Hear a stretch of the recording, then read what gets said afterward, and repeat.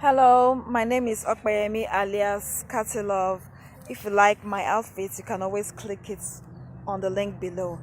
I want to talk about DMX and a bit of addictions, drug addictions, or what have you.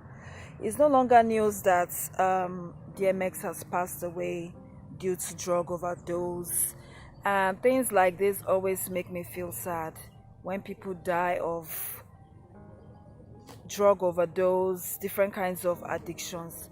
So I admire DMX. He's a very talented musician. He reminds me of Tupac, but he's different from Tupac. I mean, the song that really made him popular was like Rough Riders. Then Lord Give Me a Sign. That's a Christian song, but my favorite song was What's My Name. I think there was no album he did. I didn't put maybe one or two Christian songs in it. So I really give him kudos. I remember when I was in high school, when I was like a bit young then, I watched this movie, Basic Instinct by Sharon Stone. And I like the way she smoking her cigarettes, puffing it. She looked really classy. And I said, oh, maybe one day I'm going to try this. I'm going to smoke. I don't think smoking cigarettes would be a very bad idea. Then I can't remember, maybe in front of my house or maybe my year one. I can't even remember. I think it should be in front of my house, like after about when I was about to get admission. The people living in the boys' quarters, one of the people there just gave me a cigarette to take, like just to puff it. I didn't like the feeling. Maybe the cigarettes maybe there's nothing wrong with the cigarettes by itself, but the way it's made me feel in my head, I didn't like it. I was talking too much. I was saying things I was not supposed to say, and that was it. I only took like one or two puffs. I didn't like the feeling, and that's how it went. But the only thing I feel the only advice I feel that I take is sugary stuff. Sugar is very, very addictive, and everybody has one or two things that they are addicted to. It may be sucking of the thumbs, anything at all. It could be anything. Mine is sugar, and I have noticed, or I have observed, that in my family, especially my dad's family, they're kind of diabetic. I think my grandma was diabetic. I think my dad is now kind of diabetic, so he's a doctor, so he's watching himself. So I'm trying to be very careful. Anytime I go to the grocery stores, I'm always very, very careful not to buy Coke or Sprite. I only buy a carton of water. I don't include drinks. I may include ice cream and all that, but deliberately I don't include drinks, because apart from sugar like affecting your system that may turn to diabetes later in future, it adds to weight gain. And another experience I've had that I wonder what everybody is free to their own opinion. Everybody is free to their addiction, but there are some things that are not good that I don't think I will enjoy. Just like, for example, the Indian hemp. I remember few weeks or few months before I left the country, business deal, I had somebody to work with me, and the person did not do very well in it. And he did a very bad job. So he came to my house. He came to help me to clean up my house, and then the food I cooked the day before was kind of burnt, the rice. So I told him that he should help me to warm the food. I would just manage it and eat it. Then I noticed like the rice was browner than normal. I said, why is this rice looking like this? He said, did I not burn the food? This is it. I warmed it for you. I ate it. It was the worst feeling in the world. This was not dizziness. This was not headache. It was like my brain was on top of my head. My brain fell on top of my head, and I now realized that he probably laced my food. He puts like Indian hemp on my food out. And for 2 days, I couldn't go to work. I was really, really mad. I screamed at the guy. I said, what did you put inside my food? What is this? That I was saying it's probably Indian hair. My son said, is this the weed people are used to? Is this what people are used to? That is the worst feeling on earth. This is not dizziness. The only thing I can take, because it's compulsory, maybe if I have malaria, I take malaria tablets, it makes my head dizzy. But anything that turns the head, that makes me dizzy, I can never take it. Therefore, for those of us that have a kind of addiction, it's high time we stop it.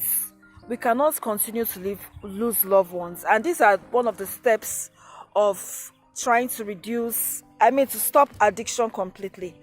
Number one is try to give yourself a date. It could be your birthday, it could be Father's Day, it could be your children's graduation. Put a date that from this day, I will not smoke anymore. Or maybe I won't take alcohol anymore. I won't drink anymore. Like, I want to live long. I want to see my grandkids. Then think about the negative sides too, that this cigarette is draining my money. It's eating my money. I'm not saving. It's affecting my relationship. It's affecting my marriage. It's affecting my friendship. Addiction may not be very, very easy to stop, but you can do it gradually. Maybe a month, maybe you take like 5-10 sticks a day. You could reduce it to 5 sticks in the third month. Second month, you can reduce it to 3 sticks. Second week, you could reduce it to 2 sticks. First week, you could reduce it to like 1 stick. Before you know it, you have stopped it. Then another way to stop addiction is by going to the therapist, to see the therapist, to see a counselor, to join groups, and all of you sit down and talk about how you are going through your addiction, how you are reducing it. Then when you see somebody in your group that is making steps to reduce it, it can ginger you to also reduce your addiction. So we cannot continue to live long. We cannot continue to live wrong. And also figure out what are the things that trigger the addiction. Mine is sometimes maybe I'm unhappy. I want to taste something. I want to make myself happy. I will buy chocolates. I will buy ice cream, and I'll see myself. I don't like the way I'm gaining weight. Some people don't mind, but I mind for personal reasons. I don't like to see added weight. And I think I've reached an age now that I can easily gain weight. I easily gain weight. So like when I was younger, it takes like I have to eat a whole house before I can see the reflection. But now, once I eat, it easily reflects. So, and since I know diabetes kind of runs in the family, I just have to try my best to reduce it, because you have to tell yourself that I have to live long for my children and for my children's children, and not so. That's just the summary of everything. And of course, negative thoughts enter your head. You say, after all, we're all going to die anyway. Well, that's true, but even if you find yourself backsliding, just quickly snap out of it and stop it. Remember why you want to stop this addiction. Remember why you want to stop smoking. You want to stop taking weed. You want to stop taking alcohol. Remember all those things. Then try and go do exercise instead. Learn a French class. Learn languages. Just participate in extracurricular activities that will easily take your mind off addiction. Maybe attending the gym class, learning a craft, learning cooking. Just keep your mind occupied to make yourself conquer this addiction. Then I noticed that if smoking cigarette does not even make you live long. Apart from you not making live long, it makes you look older than your age. So what's the extent you'll be looking older when you're taking cigarettes? That's not good. You want to look young. So why should you take something that will make you look older before your time.